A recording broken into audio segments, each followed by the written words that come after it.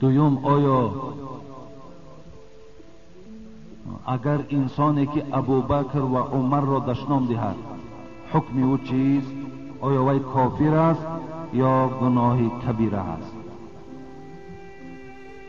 ابوبکر و عمر را دشنام دادن، برادر عزیز، اینا قدوه هستند. در شأن اینا آیت های قرآن نازل شده است. از این خاطر فتاوای عالمگیریه میگوید کسی که ابوبکر و عمر را دشنام داد وی کافر است، وی مسلمان نیست. فتوای عزیزیه میگوید که کسی عثمان را دشنام داد وی هم کافر است. از این خاطر دشنام دادن ابوبکر و عمر و عثمان آدم کافر میگرداند. و این خاطر دادرا خدا که او روز نیارد و شما همیشه به خودتان به دلتان گذارانین، در دعاهاتان حتی که دعا کنین که خداوند نکند همین خیل عقیده فاسد و باطل برای شما یکی نصیب کند که شما با این حال تباه خود مبادای ابوبکر و عمر و عثمان دشنام دهید. و خدا باور کنین این گویا همچنان است که شما در دنیا و در آخرت هلاک شدگی هستید. هیچ وقت فقط پشتیبانی کنید، فقط دوست دارید، فقط احترام کنید برای ابوبکر و عمر و عثمان. و خدا قسم اگر جانمان لازم شود و در راه خدا تسلیم کنید. هیچ وقت ما و شما یکی بدزبانی و یگان گویم سخنهای ناجا را به زبان ما نرانیم. در هیچ جا برای شما مردم خواهش میکنم اجازت نیست که اونها را محاکمه کنید. فقط کجای گپ میزنید صفتشان کنید، تعریفشان کنید، زیرا اونها ارزنده همینه بودن، زیرا اونها را خدا و پیغمبر صفت کرده است. ما چگل اونها را تبدیل کنید؟ و این خاطر آدم کافر می شود. سوم، آیا حوران جنت با مردها چگل معامله میکنند در جنت؟ سوم سوالی که داده است این بود است که همین حورهای جنتی که خدا برای مردها میدهد با مردها چه معامله میکرده باشند، چه زندگی دارند؟ برای سوال دوم برادر عزیز حضرت امام اعظم رحمت الله علیه صاحب مذهب ما و شما را پرسیدند اهل سنت و الجماعه کیا هستند؟ اینا ما و شما دائم میگیم که ما اهل سنت و الجماعه هستیم. حضرت امام ابو حنیفه نشانه هاش گفتند ان تفضل شیخین و ان تحب الخطنین و ان ترى المسح على الخفین. و در چهارم شم آمده است و صلی خلف کل بر او فاجر. انامین نشانه های آدم اهل سنت و الجماعه است. دادر عزیز، شما از نشانه ها میفهمین که همین آدم اهل سنت و الجماعه است یا نه؟ چی بود است؟ یکم تفضل شیخین، از ابوبکر و عمر را از عثمان و علی بالاتر دانستند. همین عقیده را فراموش نکنید. همین عقیده درست در ذهنتان جای کنید. ابوبکر و عمر در فضیلت و بزرگی از عثمان و از علی بالاتر است. یکم عقیده اهل سنت و الجماعه. دوم و ان تحب الخطنین، و این که شما دوست دارین هم عثمان را هم علی را دوست دارین. سوم و ان ترى المسح على الخفین، همین محسی هایی که در پای داریم بالای همین محس کشیدن را ما و شما درست دانیم. این با حدیث های متواتر برای ما و شما آمده رسیده است. به این خاطر کسی که مسح بالای اگر محسی را هم انکار کند ویم عقیده اهل سنت و الجماعه ندارد. بالای محسی را محس کشیدن. دیگر چهارم این بود است که از پس هر یک نیک و بد نمازتان خوانید. انا این عقیده اهل سنت و الجماعه می باشد. سوم سوالی که کردن این برادر ما درباره حورهای جنتی، آیا در مثال در همون آخرت با مردها چه معامله، زندگی اونها مثل همین زندگی دنیا باشد یا نه؟ نه برادر عزیز، مقصد زندگی اونها بله مثل همین زندگی در دنیا داریم با زنهای خود، با حورهای جنتی هم همین زندگی است، لیکن بعض فرق هاست. فرق همین است که ببینین در این دنیا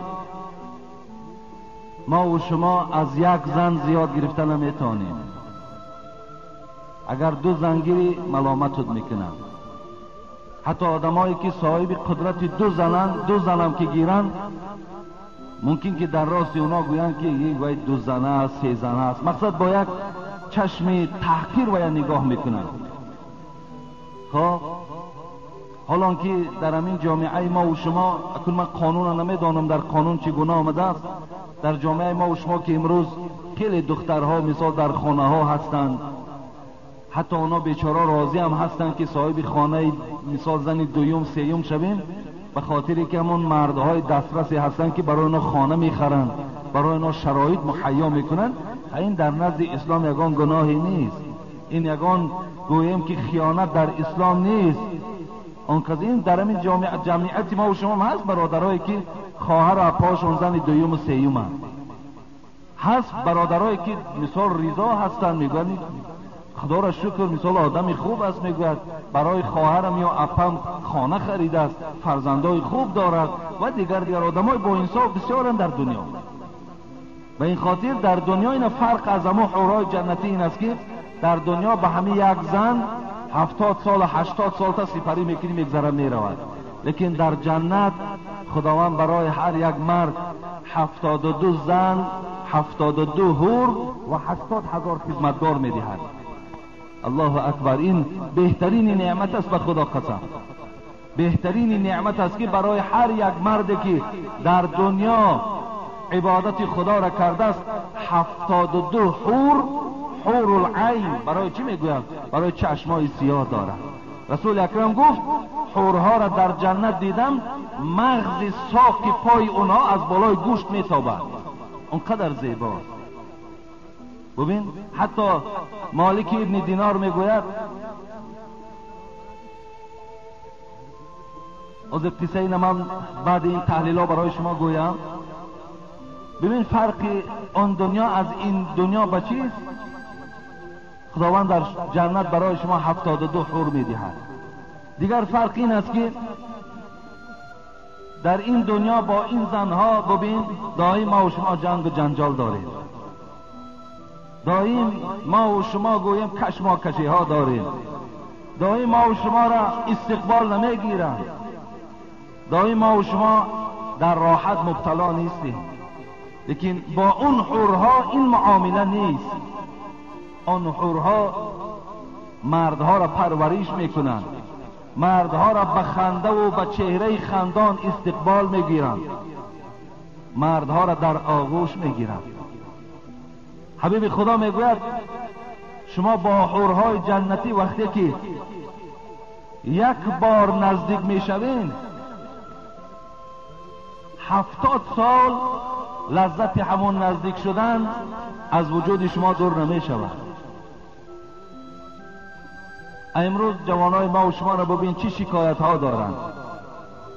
حتی زنی را که امروز با قلینگ و با مهر خریده است، این اکن جای دیگر گویم عیبش نیست، اکن جای مثال سخنرانی آمده است، حتی همون زنها در جایگاه خواب همون مرداشون راضی نمیکنند. که چندین شکایت ها برای ما آمد که حاجی التماس همین به گوش مردم رسانین، سخن شما را گوش میکنند، حتی شرط ها میمانند. فرق از حورای جنتی با این دنیا همین است. دیگر اینکه حورهای جنتی را با قلینگ و با مال و با اسباب انجام دنیایی خریده نمی شود، فقط مهر اونها این عمل صالح است.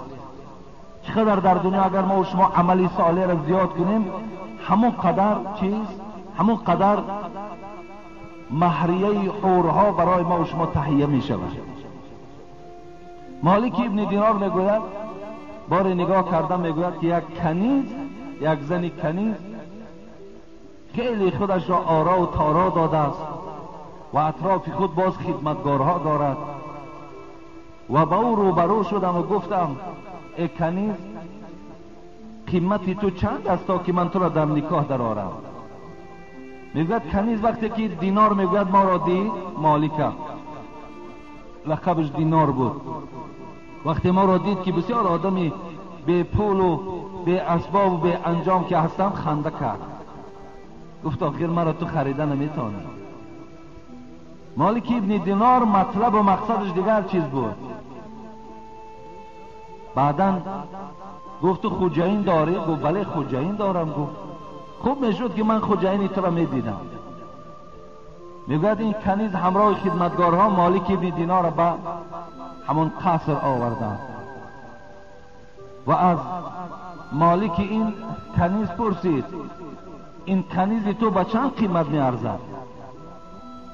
گفت خودت نرخ کن، تو این خریده نمیتونی. این احوال و این شکلی که در تو میبینم، تو آدمی دارا نمیتابی، آدمی با دولت نمیتابی. بعداً گفت من قیمتش را گذاشتم با یک مشت خرمای کاک، این کنیز تو نمیارزد. که خنده کردن، گفتن چرا میخندیم؟ این کنیز گو عیب دارد. گو عیباش در چیست؟ گو عیبش همین است که اگر همین عطر نزند، از بوی بد این در نزدش نشسته نمیشود. دویم اگر دهانش گفت تمیز نکند، دهانش نشوید، از بوی دهانش در نزدش نشسته نمیشود. و دیگر اینکه اگر موی سرش اهمیت ندهد، وارد موی سری گفت همه جوک و جاندارها گفت جای میگیرند. دیگر عیبی که دارد این در یک ماه حیض میبیند. دیگر عیبی که دارد این احتیاج به حاجت خانه دارد. دیگر عیبی که دارد عمرش که رفتن که گرفت پیر میشود، به حسن میشود. وقتی این سخنان از مالک شنیدن همش حیرت ماندند. کنیز پرسید مالکش آیا راست میگه؟ گفت راست میگه، آنچه که گو همش حقیقت دارد. مالک گفت من برای شما مثال میارم. من برای چی گفت این سخنها را گفتم؟ به خاطر آن گفتم که این کنیز تو در برابر آن حورهایی که خداوند برای مردها در جنت آماده کرده که اونها را از نور و از مشک و از کافور خدا آفریده است، این کنیز در راست اون حورها گفت قسم به خدا ذره قدر ندارد. گفت اونا همچنان حسن دارند که آبی اگر دهانشان گفت در یک دریای تلخ پرتایند، آب او شیرین می شود. اگر حسن و جمال کنن و به دنیا برایند، تمام آن زیبایی در این دنیا هست همگیش گفت در خجالت میماند. اگر ساقی دستش گفت، نمی یک دستش اگر حورهای جنتی گفت اگر بیرون دنیا کنند، قسم به خدا گفت روشنی آفتاب گفت در خجالت میماند. پس گوی این کنیز در برابر این هیچ نرخی ندارد. به این خاطر برادر عزیز، معامله دنیا با حورها با این فرق میکند. از همه فرق بالاش همین است که فقط سری به جنجال داری، نه آذوقه آوردن است، نه آذوقه کشیدن است، نه جنگ و جنجال است، نه روی تروشی است، نه طلاق است، نه دیگر و دیگر است. آسوده راحت میکنی و خلاص. خدا نصیب تون کنه.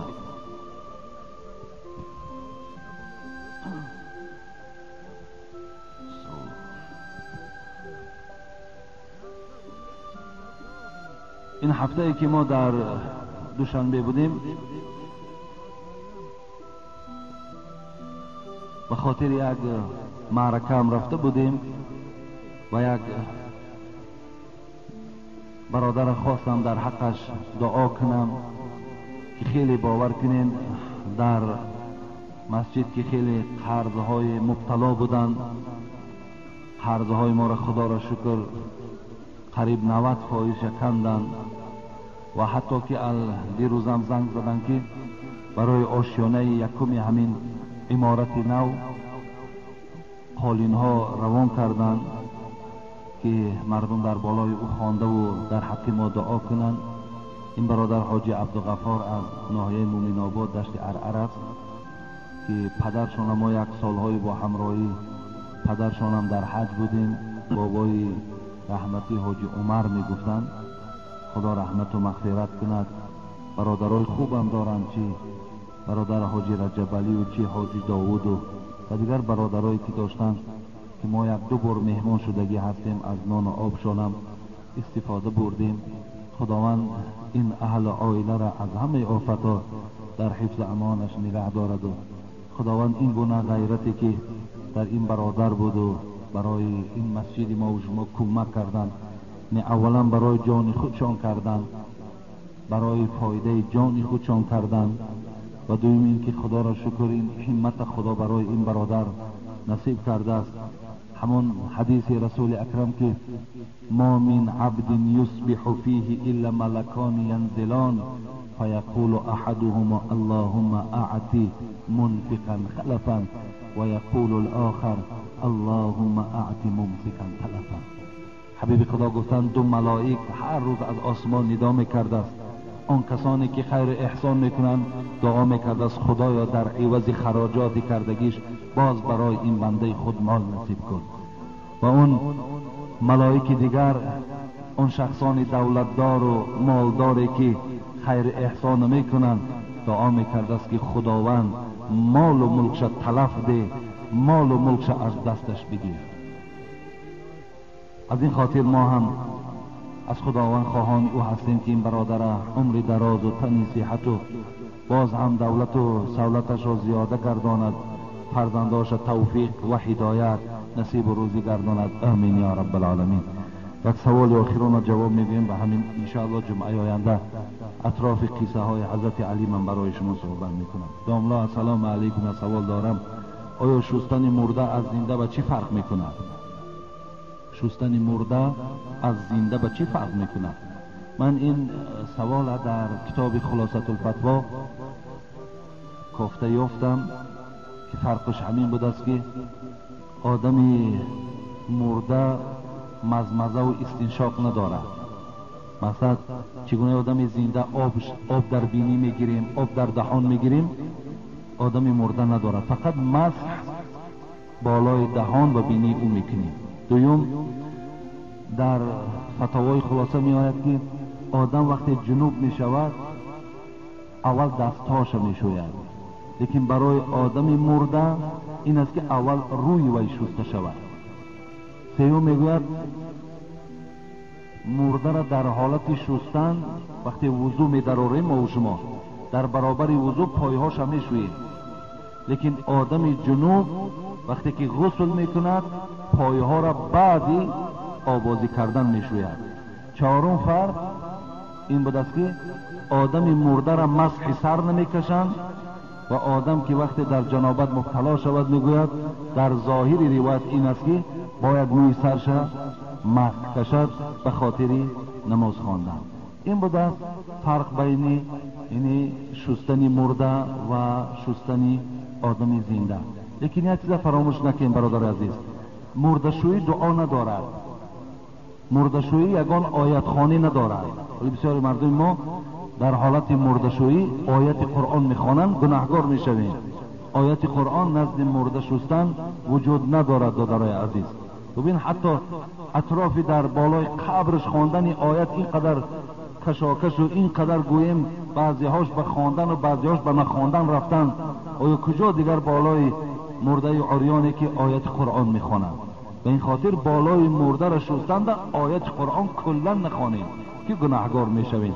لیکن وقتی اگر میخواین یگان چی گوین و بسم الله الرحمن الرحیم آغازش کنید همین بس از کفایت میکند. یا اینکه در راست هر یک دست و پای او دعا کنید خداوند آن گناهایی که از دست او صادر شد، از پای او صادر شد، از چشم او صادر شد خدایا مغفرت کن، بس از کفایت میکنه. یک چیز. دوم چیز، مرده وقتی که وارد قبر شد در مردم ما و شما عادت است بعد پشاکای وی میشویه.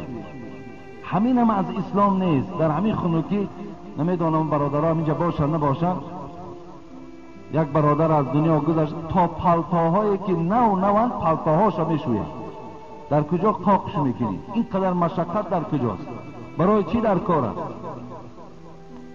یا ما و شما یک چیز در ذهن منجای کردیم که حتمی پشاکهای همون مرده را مرده‌شویی میدین. تمام گویا که دیگر آدم پوشیدنش درست نباشد.